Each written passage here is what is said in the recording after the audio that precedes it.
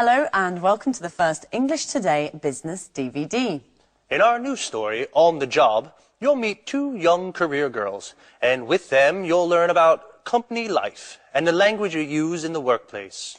In each DVD, there's a program that focuses on job skills and describes modern business strategies that will help you to be successful at work. In this DVD, there are 5 episodes of On the Job, followed by the Business Skills program that looks at brainstorming techniques.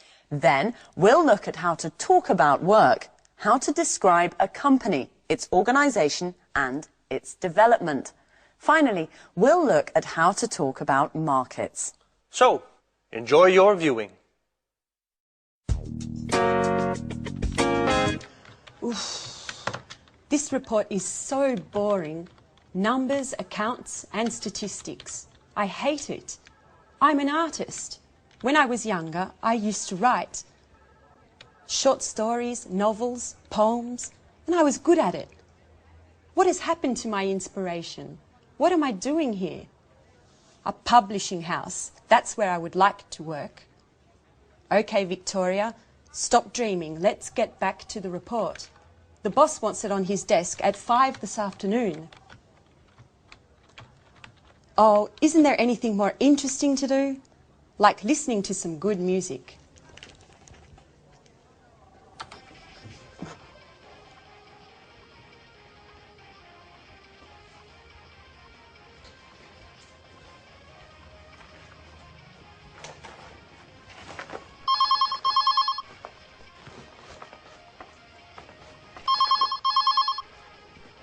Telephone. Oh, the phone. Hello, this is Victoria Lee. Oh, Lucy, what can I do for you? No, I'm not busy. Well, actually, I am very busy. I have to write a boring report for the boss. Anyway, what is it? Is there a problem? What? Mr. Lewis wants to speak with me. Really? Yes, of course. Put him through. Good morning, Mr. Lewis. It's a pleasure to hear from you. How are you? I'm fine, sir. What can I do for you? Yes, I know the product. It's very interesting, innovative, and the marketing department thinks it has a lot of potential for the international market.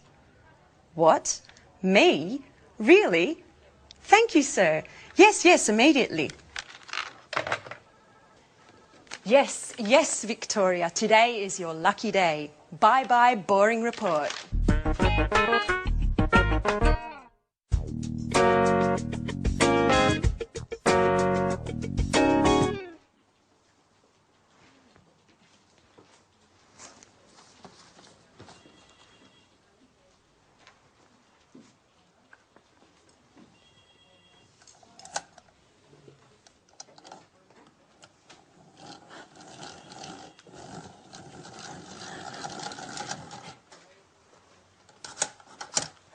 So, you are Anne Baxter. Yes, I am. I'm sorry. Really, I'm so sorry. Nice to meet you. I'm Mr. Stevens. How do you do? I'm so sorry, Mr. Stevens. Anne, please, sit down. It's all right. How are you today? I'm a little nervous. And this isn't a good start. That's all right. Well, Anne, where are you from? I'm English. I'm from Oxford. Great. A true Brit. Can you speak any other languages? French, German, Spanish? I can speak French, a little Spanish, and a few words of Italian. My sister is in Rome studying history of art at university. Okay. Very interesting. And can you use a computer? The internet? I'm not a genius with the computer, but I can use one. Great, Anne. I have your CV here, and I see you already work here. What do you do exactly? I do this and that. I usually work from home. I have an office in my room with a big desk and 2 chairs and... Fine. That's fine. And do you live alone? No, I share a flat with my Australian friend Alice. And there's a new flatmate now. His name is Jack. He's from New York. He's very nice. That's fine. That's fine. Great, Anne. You're very well prepared. You have a good education, and you're very precise. You're just the person for this internship. Oh, thank you, Mr. Stevens. Thank you so much for this opportunity.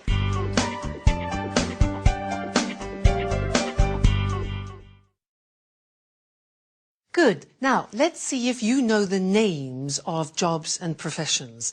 I will mime a job and a profession. You try and guess what it is. All right? Number one. What's this?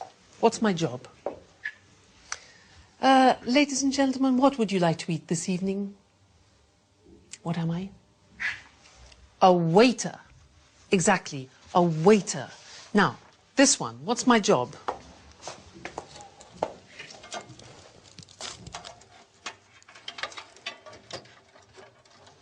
Difficult job. I'm a computer technician. A computer technician. Okay, next one. This one.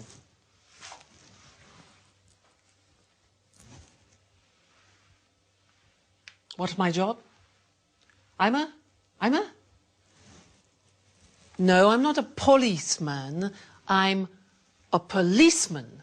A policeman. Be careful of the pronunciation. Next. What's my job?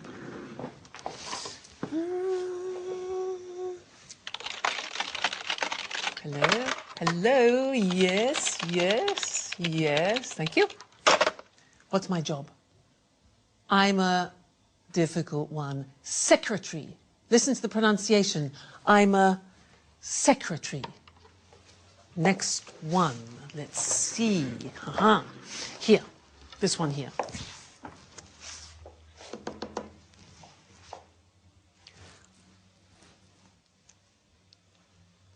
What's my job? I'm a conductor. I'm a conductor. All right, and this one here.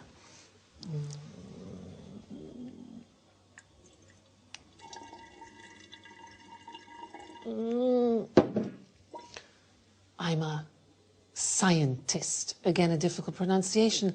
Scientist. This one here.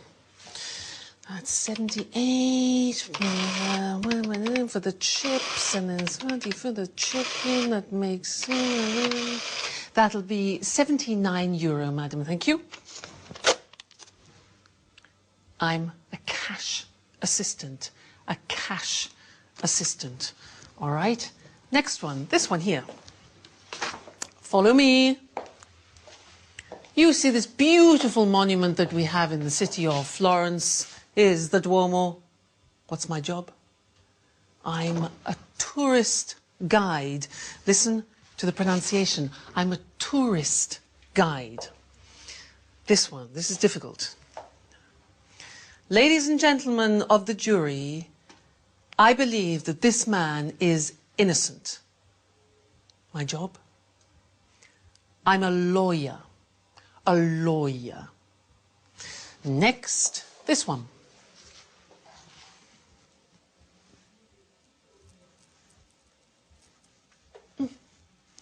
I'm a painter. A painter. Good. And the last one. What do you think this is?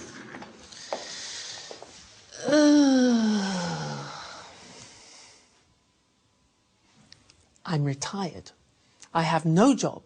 I'm retired. So, what's your job?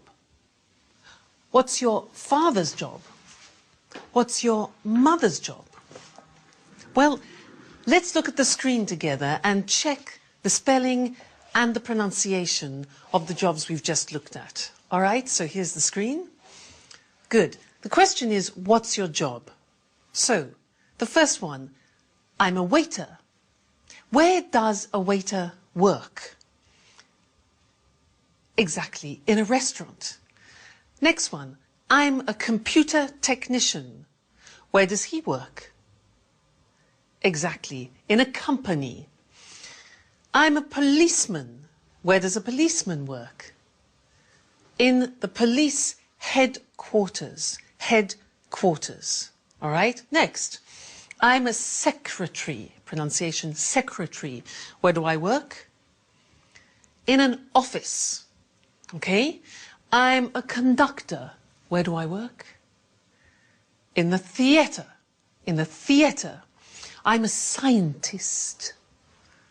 I work in a laboratory. A laboratory. Difficult pronunciation.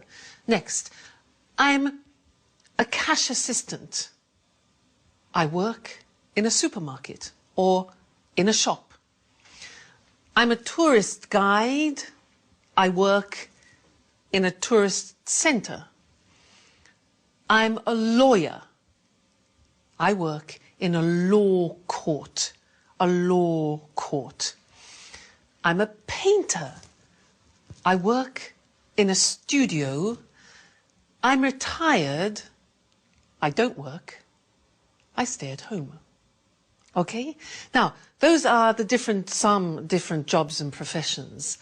Now, let's look at some of the questions that you can ask people about their jobs. Let's look at the screen again. You could ask, for example, do you enjoy, do you like your job? Or you could ask, do you have responsibility in your job? Or what about this? Do you have a good salary? Does your salary reflect your job? Or training, education.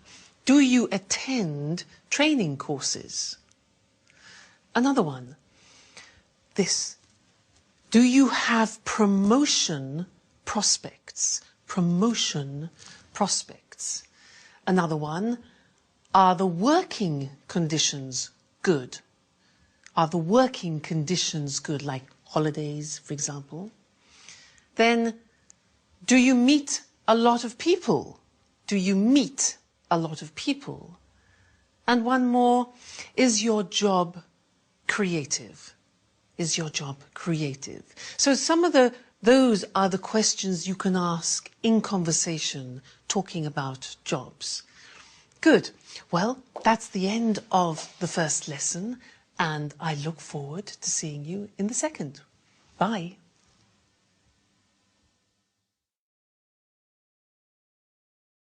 Hello, and welcome to Business Talk, the program dedicated to talking about business skills and techniques. Today's program is all about brainstorming, a very popular conference technique designed to obtain the maximum number of ideas relating to a specific subject. In a bit, Lucy and I will give a short demonstration so you can see what it is all about. But first of all, what does brainstorming mean? And why is it used? Well, people put their ideas together with the aim of finding a solution to a specific problem. Exactly. It's a group activity. All the members suggest ideas and their contributions then stimulate new ideas. And the first rule is any idea is acceptable. Sometimes it's the most outrageous idea that can help generate a solution to the problem. The ideal number of people for a brainstorming meeting is from 3 to 8. Too many people could get a bit out of hand. Well, even 8 people calling out ideas and making comments could get chaotic, so it's useful to have a facilitator, a person who doesn't contribute but keeps the session on course and records the ideas on a flip chart. And although this is a common technique used in the corporate world, you might be surprised to know that during a brainstorming meeting, all hierarchy and roles disappear. The philosophy behind this strategy is to create a real sense of democracy within the group, so that everyone feels their opinions are valued. Now, there are certain principles to follow so that brainstorming works well. But before we look at these, let's do a little brainstorming so you actually see how it works. Okay, now there are only 2 of us, and there should really be 3 or more people in a brainstorming meeting, but this is just to give you an idea. So listen carefully to the language we use. Let's imagine the situation. Our company needs to increase its production space. A brainstorming meeting has been organized to gather some ideas. Let's start. How about opening a second factory somewhere? What if we close this factory and open a larger factory out of town? Let's explore the possibility of opening a larger factory for production and keep this space to make the shop bigger. Perhaps we could rent the building next to the factory. Why don't we look into renting part of the building next door? What about sharing a production space with another company? Couldn't we examine the possibility of building a third floor?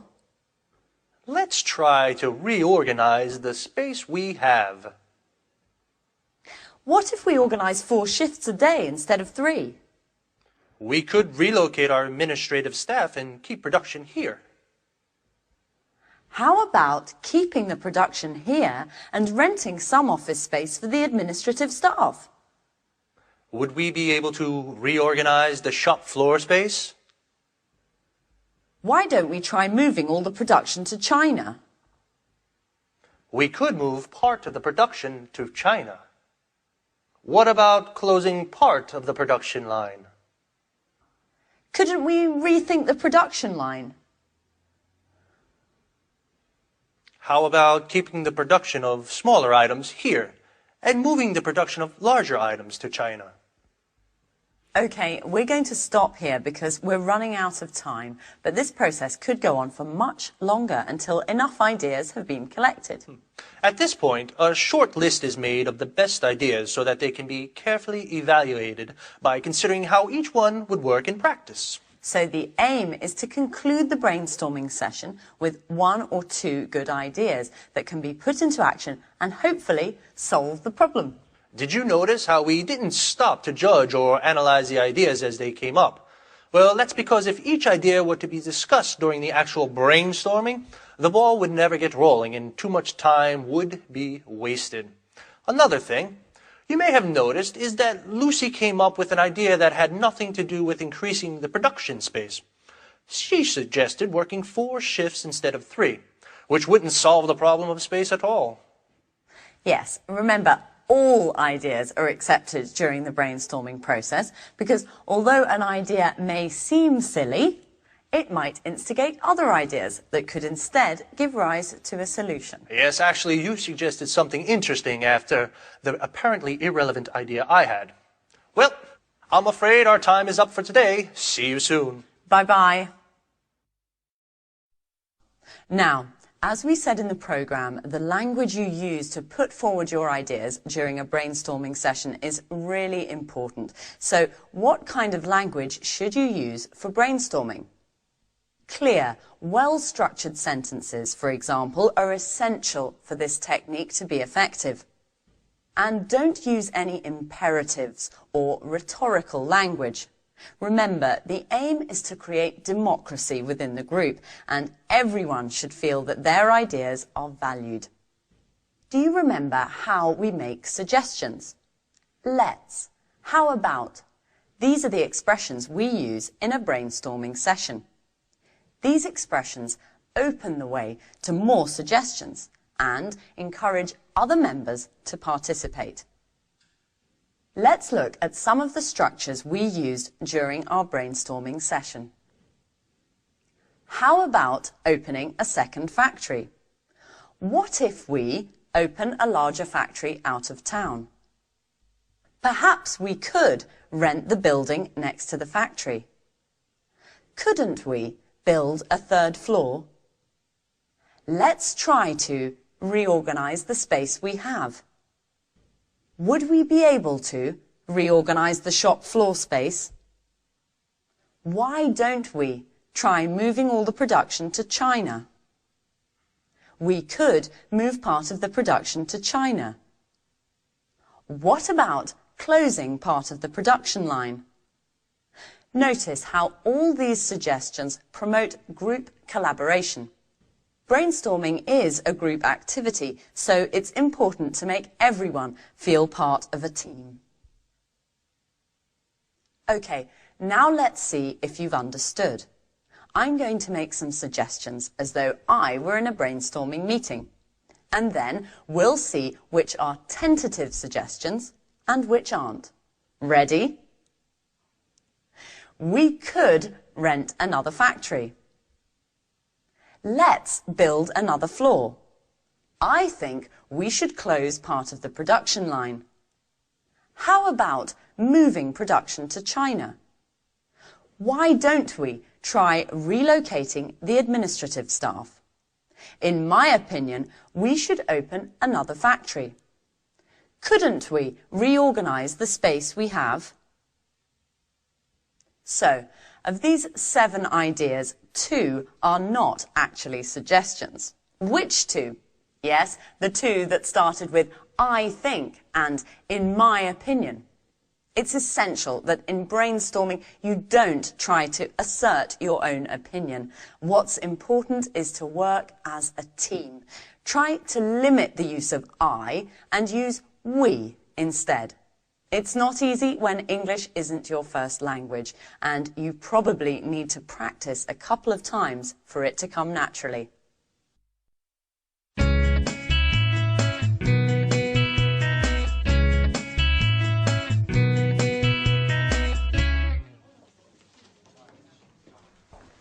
Right this way.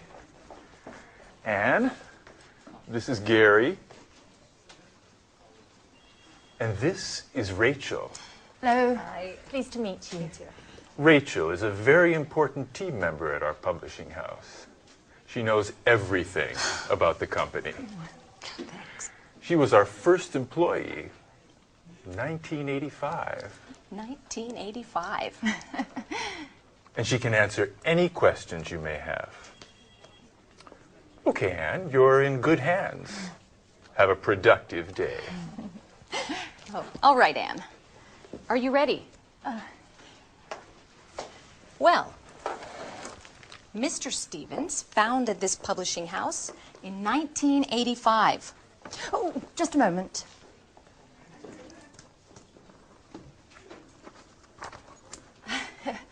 Okay. I'm ready now. Our first product was a children's book. It was very successful and sold more than 3 million copies. We had 20 different translations. Over time, the company changed and diversified, and we have now fiction, cookbooks, and tourist guides. Cookbooks and... I'm sorry, I didn't catch that. Tourist guides. We also have an encyclopedia of history and one of art history. Sometimes we publish economic texts, and our catalog with over 10,000 titles makes us one of the most important publishers in the country. 10,000. We also employ more than 150 people. Is everything clear? Yes, I think so. Okay, as you know, this is Gary. He works in the advertising office, where he develops new client contacts and keeps in touch with our authors. Pleasure to meet you, Anne. It's so nice to have such lovely colleagues in this company. Fine, Anne. Okay, let's move from theory to action. Okay. This is your desk. Here's your computer. You know how to use one, don't you? Yes. As I told Mr. Stevens, I'm not... Okay. No need to waste time. Okay. Over there is the fax and the photocopier. Okay. There's a coffee machine in the hall over there. But please, few breaks and keep them short. Do you understand? Yes. Excellent, Anne. Get to it.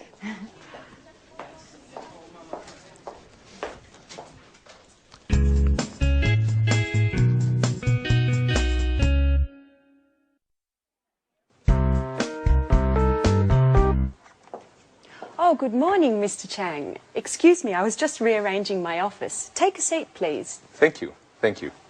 It looks very nice here. Thank you.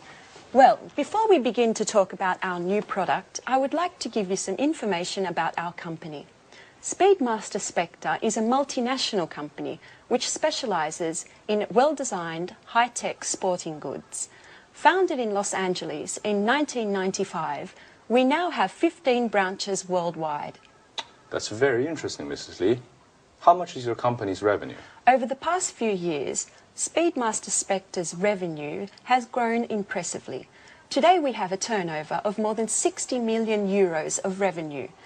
Our revenues abroad amount to more than 50% of that total. Very impressive.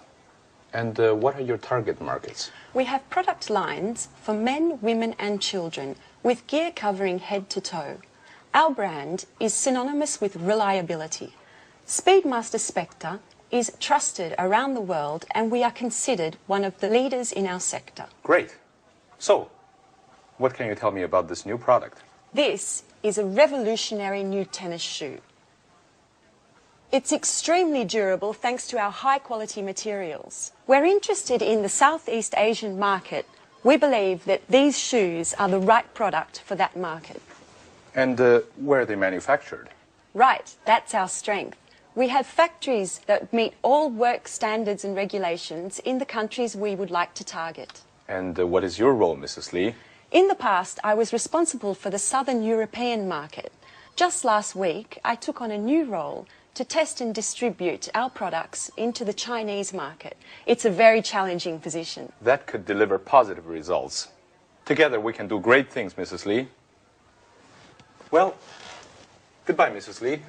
This meeting has been very profitable for both of us. Let's talk soon. Thank you, Mr. Chang. And yes, let's meet again soon. Great. Bye-bye.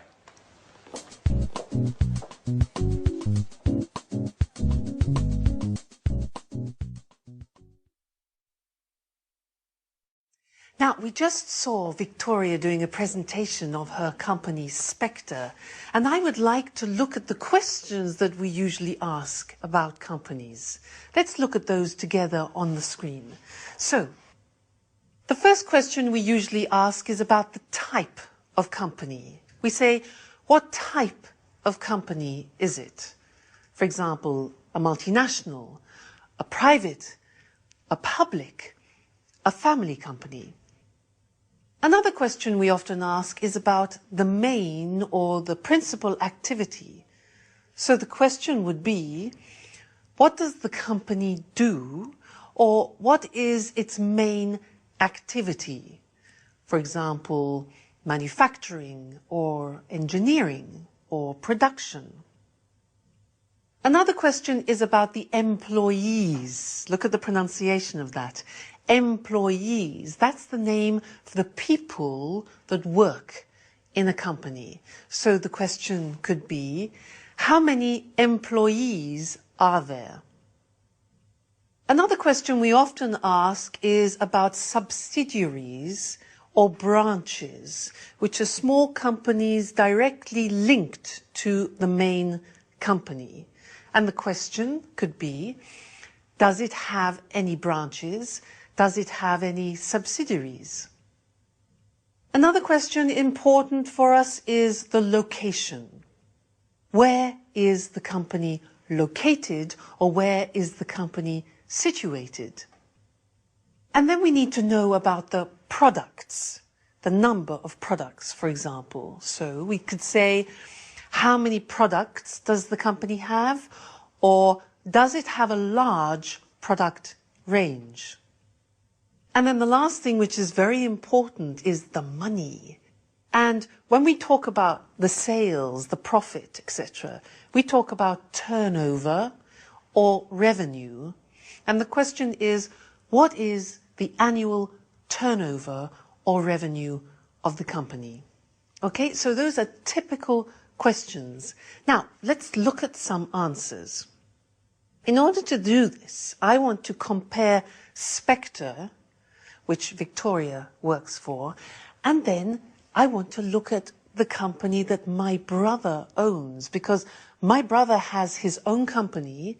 He's the owner-manager of the company. He's the director. But it's very different to Spectre. So let's look at the difference between them, and let's look at the screen. Now, if you can see, Spectre is a multinational company. It's a very big company. But My brother's company, which is called Decorate, is a small family company. Now, Spectre specializes in sports goods, especially these high-tech shoes. But my brother's company, Decorate, produces kitchenware, objects like this. Kitchenware, things for the kitchen. The employees. Now, in Spectre, they have 1,500 employees. It's a big company. But in my brother's company, there are only 37 employees. Then the branches. Well, Spectre is a multinational. It has 15 branches and factories abroad. But my brother has only one head office. What about the location? Well, Spectre is located in America, in Los Angeles, but my brother's company is located in Manchester, in England. Then, the product range, well, Spectre, this company has many products. It has 140 products. But my brother's company only has 20 so far. Then, let's think of the turnover. Well, Spectre has a turnover of 60 million euro. My brother has a turnover at the moment of 750,000. But that's not bad.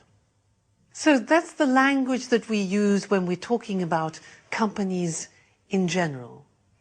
So next time in the third lesson, we'll talk about something new. And I'll see you then. Bye.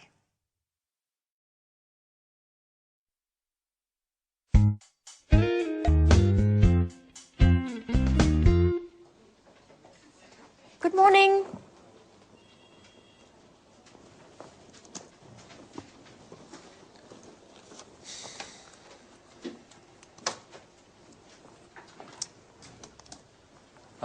So, are you ready? Yes, quite ready. Okay, then let's begin.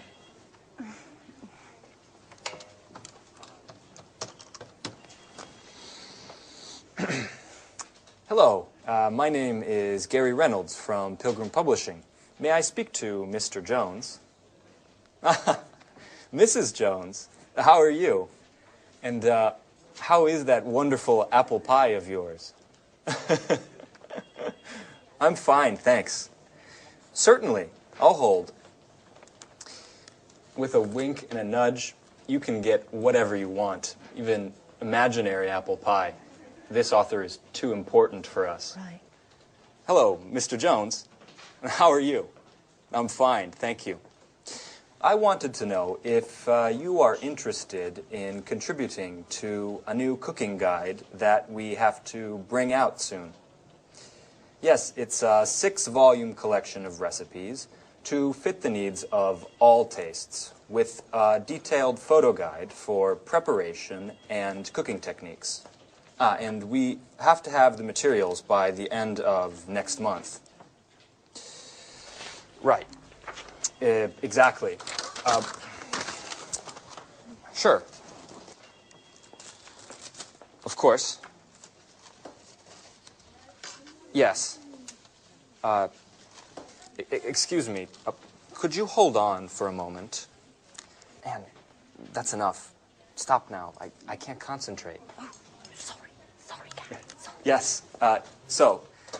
As I said earlier, if you accept, I can send you a copy of the contract that you should sign and return. No, I'm sorry. We can't wait until next Tuesday. Well, I'll have to check with my boss. I need to ask Mr. Stevens if we can organize a meeting for next week. In the meantime, do you need any prep materials? No problem at all. I can send you an email immediately. Okay, goodbye. It was a pleasure speaking to you.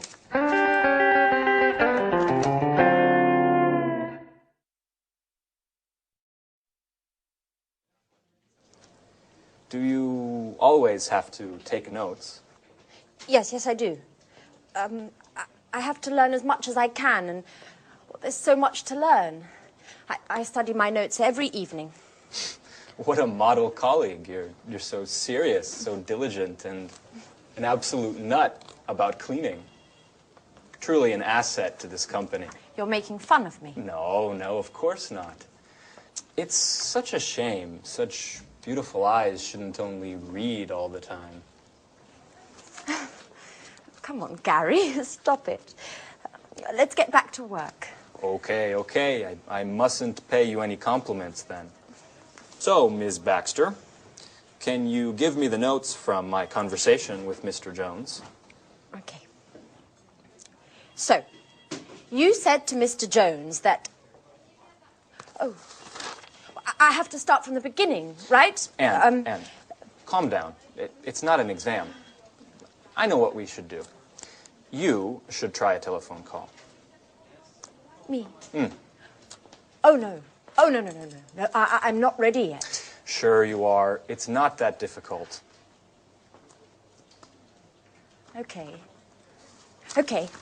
Here, Who do we have to call next? try to call Mr. Clifford. All right.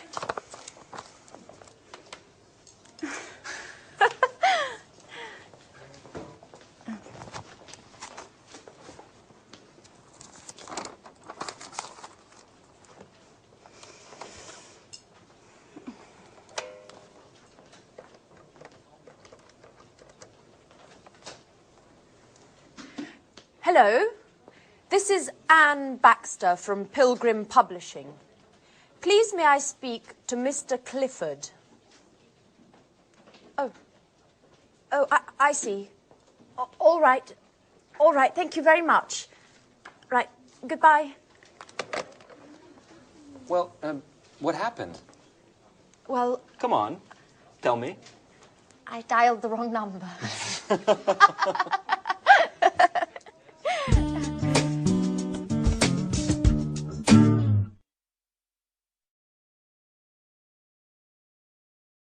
Good. Now, let's look at company organization. As I said before, companies are usually divided into departments. So let's look at some different departments in a large organization. For example, you can have human resources. Now, human resources is usually personnel, it's training. Training is like education, and it's wages and salaries. Human resources. Another department is finance. Now, in finance, you usually have the areas of purchasing, which is buying things, also customer accounts and other financial services. The next department is production. Now, in this particular department, you have producing the goods, you check the quality, you do the packaging, and you distribute the goods to customers. That's production. And the last one we're going to look at is marketing. And in marketing, you advertise the product and you organize sales. So, here they are: human resources, finance, production, and marketing. Now it's your turn. I am going to describe some activities in these departments, and you must decide which of the department the activity is in, okay? I'll give you an example. For example, which department recruits staff? Recruits, that's a difficult verb, takes on staff. Which one? Human resources, finance, production, marketing. Exactly, human resources. Now, you go. Which department creates an image? Creates an image. Marketing. Good. Next one. Which department manufactures and produces the goods? Oh, it's easy. Production. All right. Next one. Which department, very important, pays salaries? Salaries. Human resources, exactly. Next one. Which of these departments packs the goods in boxes and in crates? Which packs the goods? Packaging. Marketing, no. Production, exactly. It's production. All right. Next one. Which of these prepares invoices? Now, do you know invoices? Invoices are like the bills that you send to customers or suppliers. Which one? That's a job for finance, exactly. Next one. Which department checks the quality of the goods? The quality? Marketing? No. Production, that's it. Good. Next one. Who trains the staff? Who teaches the staff? Who organizes courses? Yeah, human resources, all right? Now, who dispatches the products? Dispatches, that sends the products. Which one? It is production, actually. It's production. This is easy. Which one designs an advertising campaign? An advertising campaign, obvious. Marketing. Okay. Who does the budget, taxes, and investment? Clear, yeah? That's finance. Finance department, taxes. Now, who purchases? That's a difficult verb. Who purchases? That means buys. Who purchases supplies? Who purchases things for the company? Which one do you think? Marketing, production, human resources? Well, actually, it's finance. Finance. They purchase. And the last one, who plans the method of sales, the method of selling it to the public? Human resources, finance, production, marketing? Marketing. Fantastic. So good. So there you have an idea of 4 of the most important departments that you find in large organizations. Well, that's all for now, and I look forward to seeing you in the next DVD for some more Business English. So goodbye for now.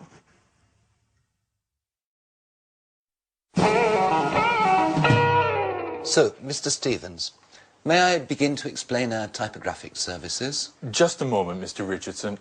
I'm still waiting for our new intern. She has a lot to learn, and I think our meeting would be very useful for her. Good morning. I'm sorry I'm late, Mr. Stevens. Never mind, Anne. Anne, this is Mr. Richardson. How do you do? Good morning. Anne, I see you've had your hair done. Very nice. Oh, thank you, Mr. Stevens. It looks like you were out late last night. I hope you had fun. Were you at a party or perhaps a club? Oh, no. I was at home. Actually, it was quite a difficult night. Anyway, I don't want to bore you with my personal problems. Right. So, Mr. Richardson, tell us about your typographical services then. Founded by Charles Emerson, Montex has been active in the typographic market since 1985. From the beginning, we have been known for our innovation and high-quality products. Mr. Emerson's children, John and Lucy, have continued the tradition by improving and enlarging the family business. The first Montex office was located in Russell Street. Oh, Russell Street! That's where the flower market is. I went there just the other day and bought 2 beautiful yellow orchids. I'm sorry. I'm sorry, Mr. Richardson. I didn't mean to interrupt you.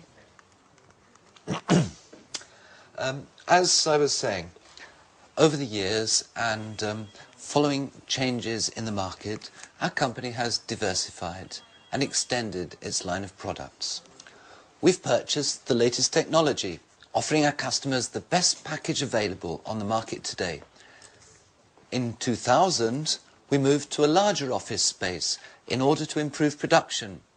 Our new headquarters are located in Rodney Road, And we have approximately 55,000 square metres at our disposal. Well, that's a huge space. Yes, that's right. It's very big. Anyway, our first success was with brochures, marketing flyers, pamphlets and company catalogues. We also provided business cards and general printing services. Over time, we moved into book publishing as digital technology and expansions in the market gave us the skills to enter the market. Currently, we're equipped to provide highest quality publishing at an extremely competitive price. Our current capacity is more than 100 million pages per year.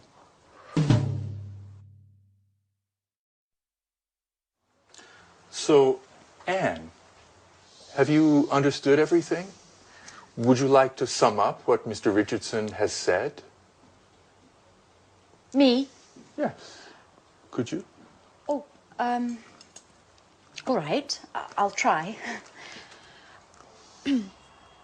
Established in 1985 by Charles Emerson, Montex has successfully grown and adapted to changing client needs. In 2000, the company transferred to Rodney Road, where, thanks to cutting-edge equipment capable of high volume, it has optimized its production and extended its offerings, specializing in the publishing sector. Currently, it provides top-quality printing at extremely attractive pricing. Well done, Anne. You have a great ability to summarize. You know, Mr. Richardson, we aren't very pleased with our current typographers. They don't meet deadlines. Professionalism, efficiency and punctuality are the keys to our success. Do you know that in just a few years the number of Montex clients has grown by 100%? And what sort of printing do you principally use? Digital printing and offset printing in the case of high density needs. What? Offset printing? Young lady, you work for a publishing house and you don't know what offset printing is? No, sir. I'm afraid I don't. Is it important? Anne, offset printing is the classic way in which a graphic project done on a computer is converted to the final printed page. I get it. I get it. Well, it is important. It's extremely important. What an idiot I must seem. I basically told you I have no technological know-how. You know, Mr. Stevens, I am studying the editor's manual that you gave me, but I haven't got to the letter O yet.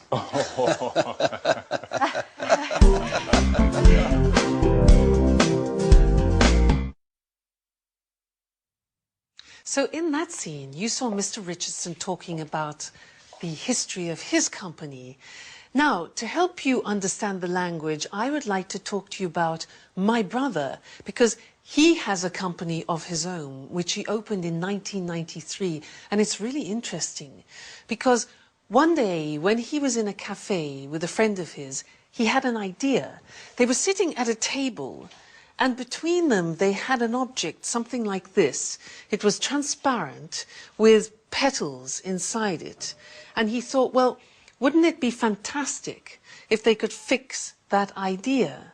So what he did is he designed a prototype. This is the example.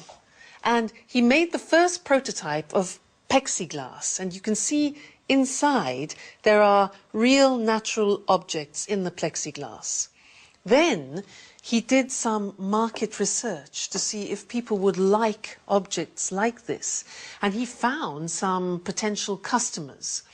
So then he looked for some suppliers, people who would sell him the plexiglass. Then he needed the money.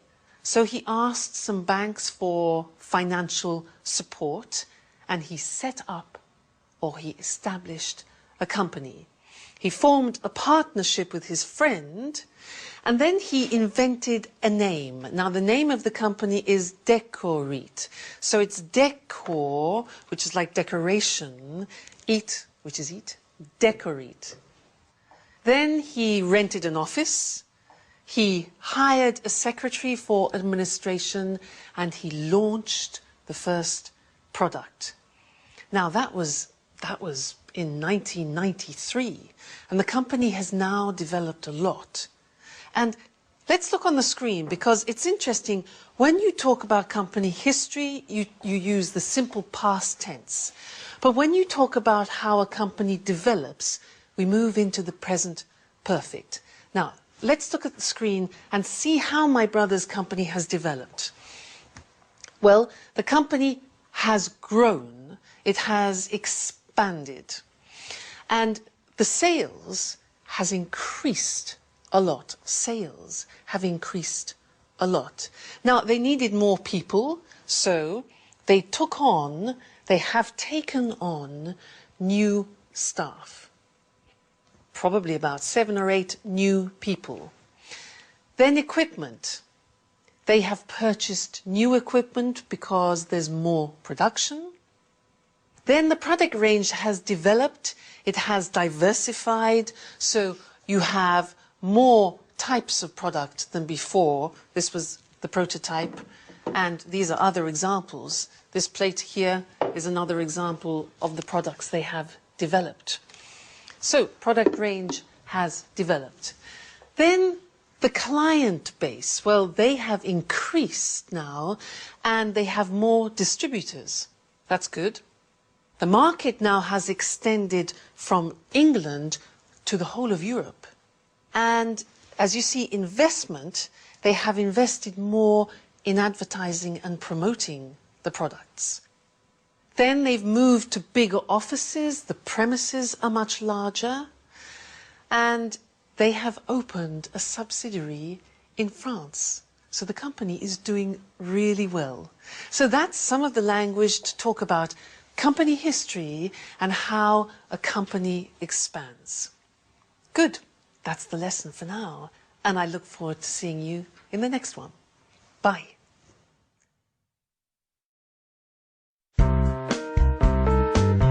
We're meeting here today to show Mr. Chang our new Smarty tennis shoes. These innovative shoes are made of high-quality materials and are perfect for the Southeast Asian market, which, as we all know, is expanding rapidly. We're especially interested in the Chinese market, which is growing at a pace much faster than the rest of the world. Excuse me for a moment. Henry? Hi. I'm sorry, but I'm in a meeting right now. Let's talk later, okay? All right, tell me, but hurry up. No, Henry, I never told John he could watch TV all day. He must have misunderstood. All I said was that he can watch all the TV he wants, but only after doing his homework. This really isn't the right moment, Henry. I'm sorry. Can we continue this conversation later on this evening? Pardon the interruption. Now, as I was saying... Excuse me, Victoria, but do you think this is the right product for the Chinese market? I think that before we export Smart in the Southeast Asian market, we need to take a close look at the local competition and the market's tastes in the sector. Excellent observation, Paul. We've actually already done market research, and as Mr. Chang can confirm, demand for sporting goods in China has grown by 50% over the past 10 years. Far Eastern consumers are increasingly interested in the latest fashion. They have become the most demanding consumers of fashion and quality in the world. Isn't that right, Mr. Chang? Oh, yes. Your fashions have reached our shores. Fashion is law, especially for young consumers. In fact, purchases are driven more by trends than by the actual products. And what about the competition, Victoria? It's a well-known fact that labor costs are lower in China, and the shoes produced in China are much more cost competitive than in Europe. Right again, Paul. However, our shoes are manufactured with high quality materials that target an upper level segment of the market. This market segment is quite happy to spend more on products that are well equipped, last longer and are of a higher quality. Do you have any data on how Smarty sales are going in Europe and in the States? Yes. Our marketing department sent me the latest report just this morning, and I'm happy to say it's very encouraging. Smarty has become one of our most successful products of the last few years. Demand is growing exponentially, and the satisfaction level of these shoes is much higher than that of similar shoes produced by other companies. In fact, Smarty shoes are considered one of the most durable, the most functional, and, most importantly, the most popular amongst the youth market. And what about the distribution? It's a very important aspect that we shouldn't underestimate. Yes, Mr. Chang is here to help clarify this issue for us. It is extremely important to have a detailed distribution and promotion plan. We've also got to create a reputable chain of agents to distribute our products over the widest possible area. This, in turn, will help us make importation easier and reduce taxes for entry into the Chinese market. Look, I'm very happy to provide you with any information you may need, as well as contacts inside the Ministry of Industry and the Chamber of Commerce. But, of course, success depends on your goals, your strategy, and the type of financing plan you're willing to provide. And besides that... Oh, excuse me yet again. John, what do you want? I told Dad I'm in an important meeting. No, John, I didn't say that. First do your homework and then you can watch TV, okay? And listen to me. I don't care if your friends aren't studying today just because it's a holiday tomorrow. Do you understand? Tomorrow we're going to see your grandparents, so you have to study today. That's enough of this story, John. No, that's not true. I'm a good mother and I love you. But it doesn't mean I don't have the right to tell you what to do. Listen, I don't want to talk about this anymore. Goodbye. Pardon me, just a little domestic problem. Oh, yes, Mrs. Lee. We all know that kids cause more problems than work. You're right, Mr. Chang. Kids, anyone who understands them is a genius.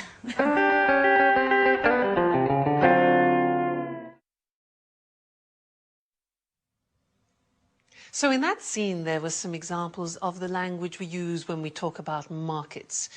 To help us understand that language more, let's go to the computer and see it. So, if a company wants to go into a new market, we talk about it as entering a market or even penetrating a market.